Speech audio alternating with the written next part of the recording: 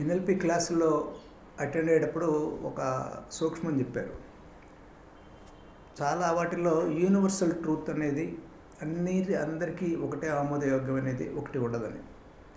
Universal ట్రూత్లోనే కొన్ని ఉన్నాయి. అంటే చంద్రుడు రాత్రిపూట ఉదయించును, సూర్యుడు ఉదయం పూట ఉదయించును, సూర్యుడు తూర్పు వైపునే ఉదయించును, పశ్చిమాన అస్తమించును, అలాంటివి. ఇవి ఎటర్నల్ ట్రూత్స్ అంటాం. భూమి తన చుట్టూ తిరుగును, సూర్యుడు చుట్టూ తిరుగును, ఇట్లాంటివి. ఇవి కాక మంచి, ఇది చెడు. మీరు తీసుకోండి, ఫర్ ఎగ్జాంపుల్ ఉదాహరణకి మీరు క్రికెట్ తీసుకోండి, దానికి అసలు ఏం పెద్ద సంబంధం ఏం లేదు.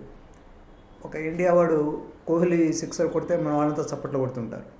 అదే పాకిస్తాన్ వాడిని చూసానుకోండి, వాడు ఇలా ఈశ్రోమని ఉంటాడు. అదే ఒక పాకిస్తాన్ వాడు సిక్సర్ కొట్టాడు అనుకోండి, మన వాళ్ళు ఈశ్రోమని ఉంటారు. వాడు గెలిస్తే గెలుపు ఓటముల సంగతికి వస్తే ఇక చెప్పే పనే లేదు. 2-3 చోట్ల చదివాను. ఇలైట్ అంటే కృష్ణుడు లాంటి వాడు, లేకపోతే జీసస్ క్రికెట్ మ్యాచ్లో కూర్చున్నారట. వాళ్ళు కూర్చొని కోహ్లీ సిక్సర్ కొట్టినా చప్పట్లు కొడుతున్నారట, అవతల పాకిస్తాన్ వాడు సిక్సర్ కొట్టినాక చప్పట్లు కొడుతున్నారు. ఏమిట్రా అంటే ఎంజాయ్ బోత్. గేమ్ లాగా చూడాలి, లైఫ్ని లైఫ్ లాగా చూడాలి, దాన్ని వాడి టాలెంట్గా చూడాలి. వీడు వికెట్ పడగొట్టినా సంతోషపడాలి, వాడు మంచి బాల్ వేసినా సంతోషపడాలి అని. మనం అలా ఉండగలుగుతామా?